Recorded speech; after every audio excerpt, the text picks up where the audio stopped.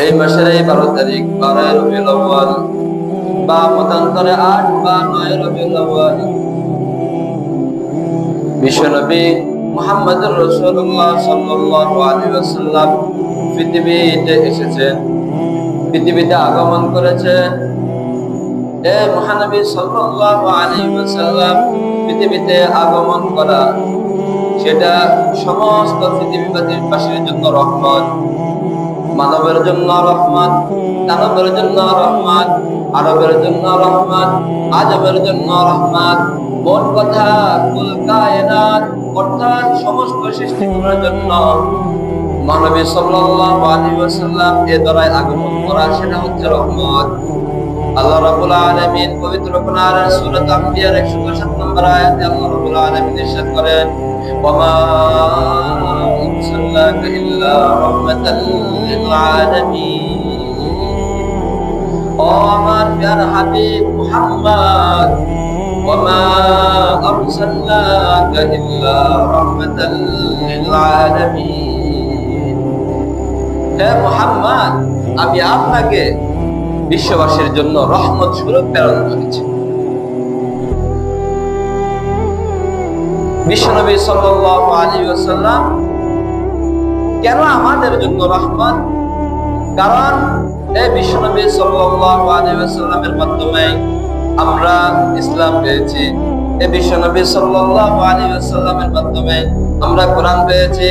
এই বিশ্বনবী সাল্লাল্লাহু আলাইহি ওয়াসাল্লামের মাধ্যমে আমরা আমাদের প্রভুকে চিনিয়েছি।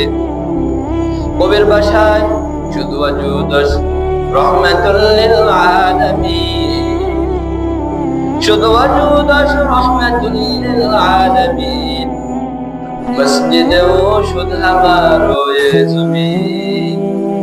তার অস্তিত্ব, বিশ্বনবী সাল্লাল্লাহু আলাইহি ওয়াসাল্লামের অস্তিত্ব পুরো গোটা মানব জাতির জন্য রহমত। মসজিদে ও শুধু আমারো এ জমিন। এই জন্য আল্লাহ রাব্বুল আলামিন পুরো পৃথিবীকে মুহাম্মদুর রাসূলুল্লাহ সাল্লাল্লাহু আলাইহি ওয়াসাল্লামের জন্য সিজদার স্থান মসজিদে পরিণত করে দিয়েছেন। সুবহানাল্লাহ। পৃথিবী শুরু থেকে নিয়ে এই পর্যন্ত হযরত আদম আলাইহিস সালাম থেকে শুরু করে হযরত ঈসা আলাইহিস সালাম পর্যন্ত আল্লাহ রাব্বুল আলামিন পৃথিবীর মধ্যে 1 লক্ষ বা 2 লক্ষ 24,000 পয়গম্বর আল্লাহ রাব্বুল আলামিন দুনিয়াতে প্রেরণ করেছেন। সমগ্র পয়গম্বর, সমস্ত নবীগণ এসেছেন একটা জাতির জন্য, একটা কওমের জন্য, একটা সম্প্রদায়ের জন্য, নির্দিষ্ট একটি সময়ের জন্য, নির্দিষ্ট একটি কিতাবের উপর। কিন্তু বিশ্বনবী হযরত মুহাম্মদ সাল্লাল্লাহু আলাইহি ওয়াসাল্লামকে আল্লাহ রাব্বুল আলামিন শুধুমাত্র একটি সম্প্রদায়ের জন্য, নির্দিষ্ট একটি সময়ের জন্য, নির্দিষ্ট একটি জাতির জন্য আল্লাহ তাআলা প্রেরণ করেন নাই, বরং আল্লাহ রাব্বুল আলামিন পৃথিবীর শুরু থেকে পর্যন্ত কিয়ামত পর্যন্ত আগমনকারী সমস্ত উম্মতের জন্য মহানবী সাল্লাল্লাহু আলাইহি ওয়াসাল্লামকে নবী হিসেবে প্রেরণ করেছেন। শুধু কোন নির্দিষ্ট কোন জাতির জন্য না, সকলের জন্য, সকল উম্মতের জন্য তিনি নবী। 1 মাসের জন্য, 1 সপ্তাহের জন্য, 1 বছরের জন্য, কয়েক বছরের জন্য, কয়েক হাজার বছরের জন্য তিনি নবী, এরকম না, বরং কিয়ামত পর্যন্ত আগমনকারী সমস্ত উম্মতের তিনি একমাত্র নবী। তিনি ইহুদিদের নবী, খ্রিস্টানদের নবী, বৌদ্ধদের নবী, মুসলিমের নবী, সমস্ত মানবের নবী। আল্লাহ রাব্বুল আলামিন সেটাকে বলেন, ওয়া মা আরসালনাকা ইল্লা কাফাতাল লিন-নাস বাশীরাও ওয়া নাযীরা। ও মুহাম্মদ, আমার প্রিয় হাবিব, আপনি জেনে রাখুন, আপনি মানুষদেরকে বলে দেন, ওয়া মা আরসালনাকা ইল্লা কাফাতাল লিন-নাস, আমি আপনাকে সমগ্র মানবের জন্য প্রেরণ করেছি। বাশীরাও ওয়া নাযীরা, কি জন্য প্রেরণ করেছে? বাশীরা, সুসংবাদদাতা হিসেবে, ওয়া নাযীরা, এবং পরকালের ভীতি প্রদর্শনকারী, আল্লাহ তাআলার ভয় সম্পর্কে, আল্লাহ তাআলার আযাব সম্পর্কে ভীতি প্রদর্শনকারী হিসেবে আমি আপনাকে সমগ্র মানবের জন্য প্রেরণ করেছি। এই জন্য আল্লাহ রাসূল সাল্লাল্লাহু আলাইহি ওয়াসাল্লাম সকল মানুষকে একাধারে দাওয়াত দিয়েছেন। কারণ আমার নবী, আপনার নবী, বিশ্ব নবী মুহাম্মদ রাসূলুল্লাহ সাল্লাল্লাহু আলাইহি ওয়াসাল্লাম সমগ্র মানুষ বলতে যারা আছে, যাদেরকে মানুষ বলে, সকলের জন্য বিশ্ব নবী নবী হিসেবে প্রেরিত হয়েছেন, এই ধরার মধ্যে আগমন করেছেন। যেই বলবেন আমি মানুষ, সে যে ধর্মের হোক, যে বর্ণের হোক, যে জাতির হোক, যে গোত্রের হোক, সে মানুক বা না মানুক, আল্লাহ রাব্বুল আলামিন উপর থেকে চালিয়ে দিয়ে দিয়েছেন, ও হাবিব আপনি সমস্ত মানুষের নিকট নবী। এবং বলে দিয়েছেন, আপনি বলে দেন কুল ইয়া আইয়ুহান নাস ইন্নী রাসূলুল্লাহি ইলাইকুম জামিআ। হে নবী আপনি বলে দেন ইন্নী রাসূলুল্লাহি ইলাইকুম, আমি তোমাদের কাছে আল্লাহ তাআলার প্রেরিত রাসূল। ইন্নী রাসূলুল্লাহি ইলাইকুম জামিআ, আমি তোমাদের সকল মানুষের কাছে আল্লাহ রাব্বুল আলামিনের প্রেরিত রাসূল, এটা আপনি জানিয়ে দেন।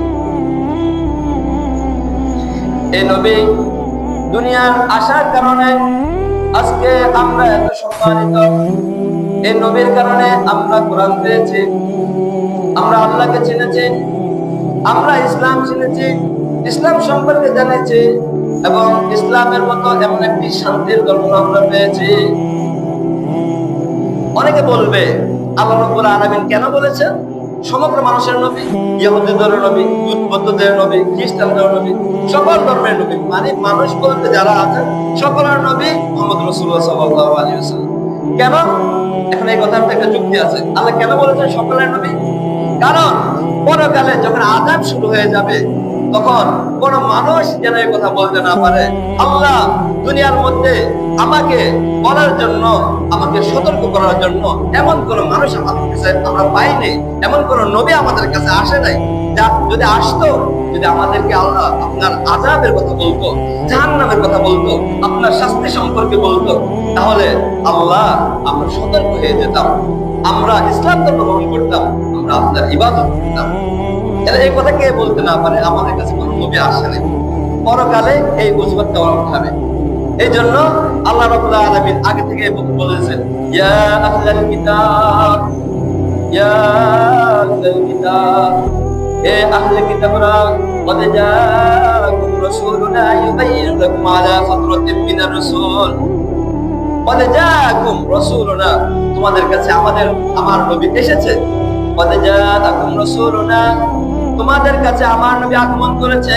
ইউবাইয়িনু লাকুম আলা ফাতরাতিন মিনার রাসূল, তিনি স্পষ্ট বার্তা, সঠিক কথা তোমাদেরকে শোনাবেন, বর্ণনা করবেন তোমাদের কাছে সঠিক কথা। আলা ফাতরাতিন মিনার রাসূল, কদ জাআকুম রাসূলুনা ইউবাইয়িনু লাকুম আলা ফাতরাতিন মিনার রাসূল, যে তোমাদের কাছে আমার নবী আগমন করেছে স্পষ্ট বার্তা নিয়ে। আনতা কুলু মা জানা মিন বাশিরিন ওয়ালা নাযীর, যাতে পরকাল তোমরা বলতে না পারো আল্লাহ আমাদের কাছে কোন সতর্ককারী, কোন সুসংবাদদাতা আমাদের কাছে আসে না, আসলে তো আমরা ভালো হয়ে যেতাম। ফাকাদ জাআকুম বাশিরুন ওয়া নাযীর, সুতরাং এখন তো তোমাদের কাছে সুসংবাদদাতা, আমার আযাব সম্পর্কে সতর্ককারী এসেই গেছে, তাহলে আর কি সমস্যা? এই জন্য আল্লাহ তাআলা কোরআনের আয়াতের মাধ্যমে মুসলিম তো বটেই, বরং বেজাতি, কাফের, মুশরিক, ইহুদি, নাসারা, খ্রিস্টান কেউ যেন আল্লাহ তাআলার উপর কোনো আপত্তি পরকালে না করতে পারে, এই জন্য আল্লাহ তাআলা আগেই কোরআনের মাধ্যমে সবকিছু জানিয়ে দিয়েছেন। এটাই হচ্ছে মানবতার মুক্তির নবী, বিশ্ব নবী হযরত মুহাম্মদ সাল্লাল্লাহু আলাইহি ওয়াসাল্লাম। এই রবিউল আউয়াল মাস চলতেছে, আজকে রবিউল আউয়ালের মাসে রবিউল আউয়াল 5 তারিখ। রবিউল আউয়াল মাসের কয়েকটি মতামত আছে। রাসূলুল্লাহ সাল্লাল্লাহু আলাইহি ওয়াসাল্লাম দুনিয়াতে আগমনের ব্যাপারে কয়েকটি মতামত আছে, তার মধ্যে প্রসিদ্ধ 3টি।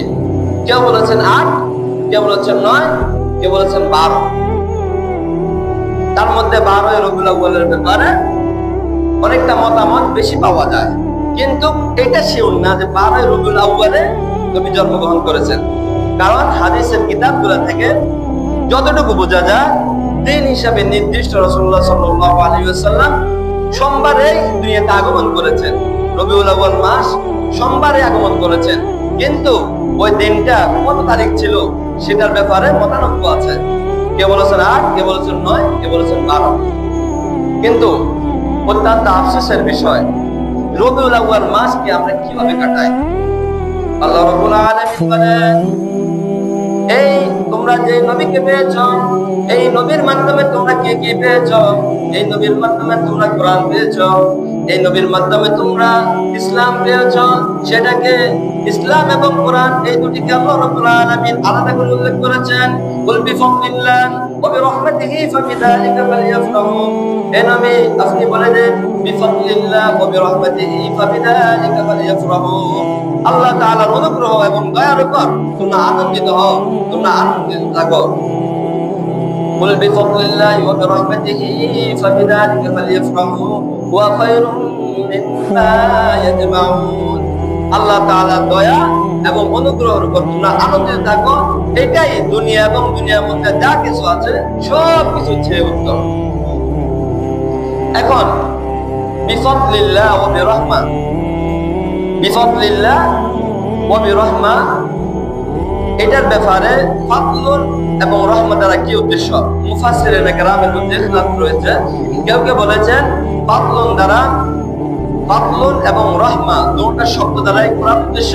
কেউ কেউ বলেছেন ফাদলুন দ্বারা কোরআন উদ্দেশ্য আর রহমা দ্বারা ইসলাম উদ্দেশ্য। ফাদলুন দ্বারা কোরআন উদ্দেশ্য আর রহমা দ্বারা ইসলাম উদ্দেশ্য। বিখ্যাত মুফাসসির সাহাবায়ে কেরামের মধ্যে যাকে রাইসুল মুফাসসিরিন, মুফাসসিরদের মধ্যে নেতা বলা হতো, যে বিখ্যাত মুফাসসির আব্দুল্লাহ ইবনে আব্বাস রাদিয়াল্লাহু তাআলা আনহু, তিনি বলেছেন যে ফাদলুন এবং রহমত দ্বারা কোরআন, ফাদলুন দ্বারা কোরআন এবং রহমত দ্বারা ইসলাম উদ্দেশ্য। এখন আজকে আমাদের সমাজের মধ্যে কিছু বিদআতি সম্প্রদায়ের লোকেরা তারা কোরআনের অপব্যাখ্যা করে ফাদলুন এবং রহমত দ্বারা আল্লাহ তাআলা রাসূল আরবি সাল্লাল্লাহু আলাইহি ওয়াসাল্লামের বিখ্যাত সাহাবী আব্দুল্লাহ ইবনে আব্বাস বলেছেন ফাদলুন দ্বারা কোরআন, রহমত দ্বারা ইসলাম উদ্দেশ্য। সুতরাং আল্লাহ তাআলা বুঝাতে চেয়েছেন যে তোমরা যে নবী পেয়েছো, নবীর মাধ্যমে কোরআন এবং ইসলাম পেয়েছো, এই দুটোটার উপর তোমরা আনন্দিত থাকো এবং তোমরা আনন্দ প্রকাশ করো। আজকে এটার অপব্যাখ্যা হয়ে কি দাঁড়ায়?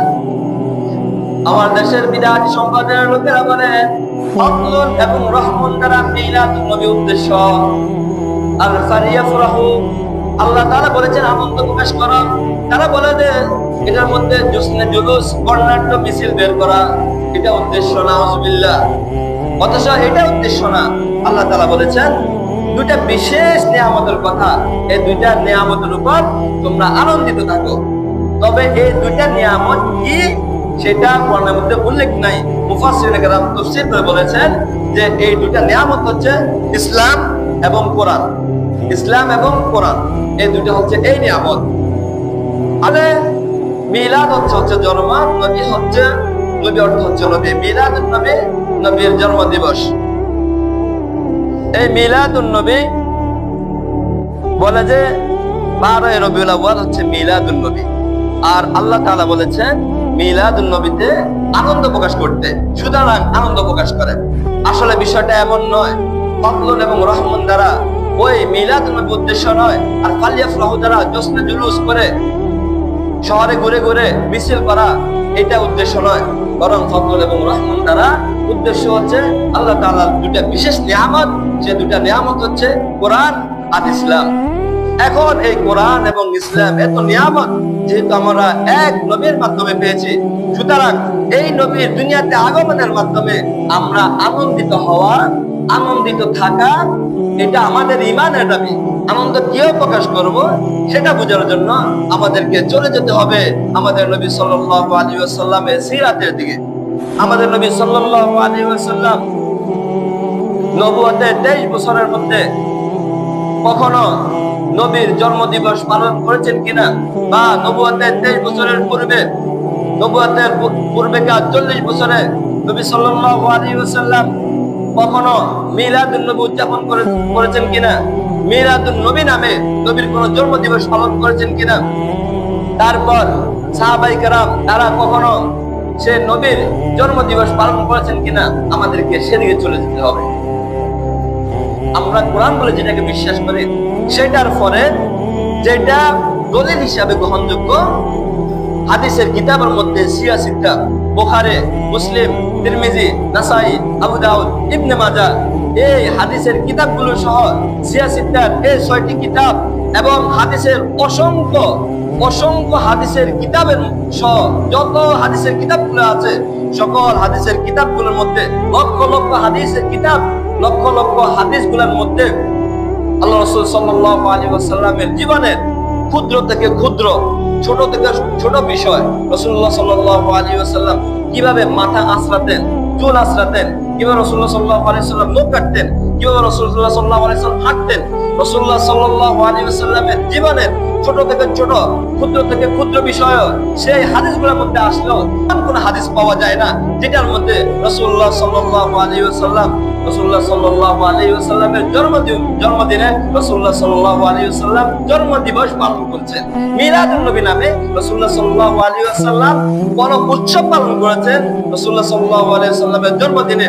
এবং লক্ষ লক্ষ হাদিসের কিতাবগুলোর মধ্যে এত লাখ লাখ হাদিস, কোন হাদিসের মধ্যে একটা দুর্বলতম রিওয়ায়াত নেই যে রাসূলুল্লাহ সাল্লাল্লাহু আলাইহি ওয়াসাল্লাম 12 রবিউল আউয়াল বা রাসূলুল্লাহ সাল্লাল্লাহু আলাইহি ওয়াসাল্লামের জন্মদিনে আনন্দ প্রকাশ করেছে। রাসূলুল্লাহ সাল্লাল্লাহু আলাইহি ওয়াসাল্লামের পর যাদের ব্যাপারে রাসূলুল্লাহ সাল্লাল্লাহু আলাইহি ওয়াসাল্লাম সার্টিফিকেট দিয়েছেন, আমার উম্মতেরা আমার পরে যদি তোমরা কাউকে বিশ্বস্ত বলে মনে করো, তারা হচ্ছে আমার যুগের সাহাবায়ে কেরাম। তারপর রাসূলুল্লাহ সাল্লাল্লাহু আলাইহি ওয়াসাল্লাম বলেন, খায়রু উম্মতি করনি, আমার এই জগতের মধ্যে আমার পরে যদি তোমরা কাউকে বিশ্বস্ত বলে মনে করো, উম্মার রাহবার হিসাবে, সঠিক নির্দেশনা দেওয়া দাতা হিসাবে যদি তোমরা কাউকে মনে করো, সেটা হচ্ছে খায়রু উম্মতি করনি, আমার এই জামানার মধ্যে আমার উম্মত সাহাবায়ে কেরাম। তারপর সাহাবায়ে কেরামের পরে যদি তোমরা কাউকে বিশ্বস্ত বলে মনে করো, সঠিক কথা, ইসলামের সঠিক কথা বলে মনে করো, তাহলে তারা হচ্ছে সুম্মাল্লাযীনা ইয়ালুনাহুম, সাহাবায়ে কেরামের পরবর্তী লোকেরা, তারা হচ্ছে তাবেঈরা। তারপর তোমরা কাকে বিশ্বস্ত মনে করবা, তারপর হচ্ছে সুম্মাল্লাযীনা ইয়ালুনাহুম, তারপর হচ্ছে সাহাবায়ে কেরামের পরে তাবেঈন পরে তাবেঈন যারা আছে তারা হচ্ছে বিশ্বস্ত লোক। রাসূলুল্লাহ সাল্লাল্লাহু আলাইহি ওয়াসাল্লামের জীবনে কোন হাদিসের মধ্যে এমন পাওয়া যায় না রাসূলুল্লাহ সাল্লাল্লাহু আলাইহি ওয়াসাল্লাম নিজের জন্মদিবস মিলাদুন নবী নামে কোন উৎসব পালন করেছেন। শুধু তাই না, রাসূলের পরে সাহাবায়ে কেরাম, তাবেঈন, তাবেঈন, খোলাফায়ে রাশিদিন, আইম্মায়ে মুজতাহিদিন, কারো থেকে এমন কোন সূরত নাই যেটা যে তারা রাসূলুল্লাহ সাল্লাল্লাহু আলাইহি ওয়াসাল্লামের মিলাদুন নবী নামে কোন উৎসব পালন করেছে। সুতরাং বর্তমানে যে মিলাদুন নবী নামে যে উৎসব পালন করা হয়, দেখা যায় যখন মাহে রবিউল আউয়াল শুরু হয়, রবিউল আউয়ালের 1 তারিখ থেকেই শুরু হয়ে যায় বিভিন্ন ধরনের আয়োজন, হাটে হাটে, রোডে ঘাটে, বিভিন্ন ঘরে বাড়িতে বিভিন্ন ভাবে মিলাদুন নবীর নামে বিভিন্ন কালেকশন করা হয়, বিয়ান পাকানো হয়, জশ্ন জুলুস নামে বর্ণাঢ্য মিছিলের আয়োজন করা হয়, শহরের মধ্যে ঘুরে প্রদক্ষিণ করা হয়। এবং কি শুধু তাই নয়, বরং নারী পুরুষ সবগুলো একাকার হয়ে একসাথে মিলিত হয়ে সিন্নি বিতরণের মাধ্যমে একদিনে শেষ হয়ে যায় মিলাদুন নবী। না, মিলাদুন নবী একদিনের নাম নয়। মিলাদুন নবী রাসূল থেকে প্রকাশ নাই, মিলাদুন নবী নামে কোন উৎসব সাহাবায়ে কেরাম থেকে প্রকাশ নাই, সাহাবায়ে কেরামের পরে তাবেঈন থেকে, তারপর তাবেঈন থেকে মিলাদুন নবী নামে কোন উৎসব প্রকাশ নাই। এগুলা সাহাবায়ে কেরাম রাসূলুল্লাহ সাল্লাল্লাহু আলাইহি ওয়াসাল্লাম ইন্তেকালের আরো 600 বছর পরে কিছু মানুষকে নতুন আবিষ্কৃত জিনিস মিলাদুন নবী নামে উৎসব পালন করা। কেউ বলতে পারবে না 12 রবিউল আউয়াল নবী আগমন করেছেন, এটা একটা মতান্তর আছে। 12 রবিউল আউয়াল হতে পারে, 8 হতে পারে, 9 হতে পারে, কিন্তু কেউ বলতে পারবে না এটা শিওর 12 রবিউল আউয়ালে আগমন করেছেন রাসূলুল্লাহ সাল্লাল্লাহু আলাইহি ওয়াসাল্লাম, দুনিয়াতে জন্মগ্রহণ করেছেন। কিন্তু এই ব্যাপারে সবাই একমত রাসূলুল্লাহ সাল্লাল্লাহু আলাইহি ওয়াসাল্লাম 12 রবিউল আউয়াল ইন্তেকাল করেছেন। তাহলে আজকে আমরা রাসূলের জন্মদিবস 12 রবিউল আউয়াল তো এটা সঠিক না, কিন্তু মৃত্যু দিবস 12 রবিউল আউয়াল সঠিক। আর সেই দিনের মধ্যে আমরা আনন্দ উৎসব করি, যে দিনের মধ্যে আমরা সুখত হওয়া দরকার, যে দিনের মধ্যে আমরা বর্মান্ত হৃদয়ের অধিকার হওয়া দরকার। আজকে আমার রাসূল দুনিয়া থেকে বিদায় নিয়েছেন, সেই দিনের মধ্যে আমরা বিভিন্ন ভাবে মিছিল, সেই সকল ঈদে, সেরা ঈদ, ঈদে মিলাদুন নবী, শুধু মিছিল। ঈদ বলতে কোনো কিছু নাই, দুইটা ঈদ, ঈদ উল ফিতর, ঈদ উল আজহা। মুসলমানদের জন্য এই দুটি হচ্ছে খুশির দিন। ঈদ মানে খুশি, আর ঈদ উল আজহা, ঈদ উল ফিতর, দুইটা ঈদ, অন্য কোনো ঈদ নাই। যারা বলে সকল ঈদের সেরা ঈদ ঈদ মিলাদুন নবী, তারা ধর্মের ব্যাপারে বাড়াবাড়ি করে। আমরা তখন কোন একটা জিনিস মানবো যখন সেটা কোরআন থেকে পাবো, আমার রসুল বলে, বা হাদিস থেকে পাবো, বা সাহাবায়ে কেরাম বলে গেছেন, বা পরবর্তী তাবিঈন থেকে প্রকাশ পায়, এরকম বিধানগুলো আমরা মানবো। কিন্তু মানুষের নবাবস্কৃত আপনি যদি কোনো একটা কথা বলে দেন, আমি সেটাই ইবাদত হিসেবে করবো না। কারণ আল্লাহ রাসূল সাল্লাল্লাহু আলাইহি ওয়াসাল্লামের পরে যেটা আল্লাহ রাসূল বলেন নাই, কোরআনে নাই, হাদিসে নাই, সাহাবায়ে কেরাম বলেন নাই, তবে তাবিঈন বলেন নাই, এমন কোন জিনিস কেউ যদি ইবাদত মনে করে সওয়াবের কাজ মনে করে, সেটা হচ্ছে গুনাহের কাজ, সেটা হচ্ছে প্রকৃত বিদআত।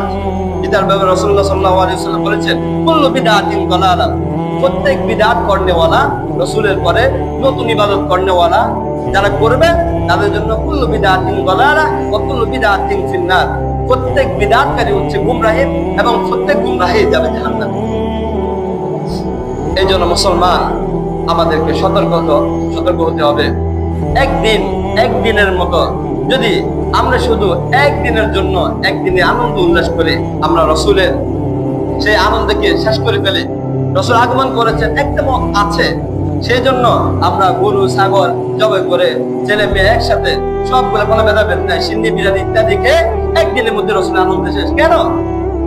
শুধু রসুলের জন্ম একদিন দুনিয়াতে এসেছেন, আপনি সেটাই ভালোবাসেন? আপনি যদি সেটাই ভালোবাসেন তাহলে মনে রাখবেন মুসলমান, আপনার মধ্যে আর আবু জাহেলের মধ্যে কোনো পার্থক্য নেই। কি জন্য জানেন? কি জন্য নাই? আপনি যদি নবীর জন্মদিনকে শুধু ভালোবাসেন, নবীর আদর্শকে ভালো না বাসেন, তাহলে মনে রাখবেন আপনার মধ্যে আর আবুল আহাবের মধ্যে কেন পার্থক্য নাই?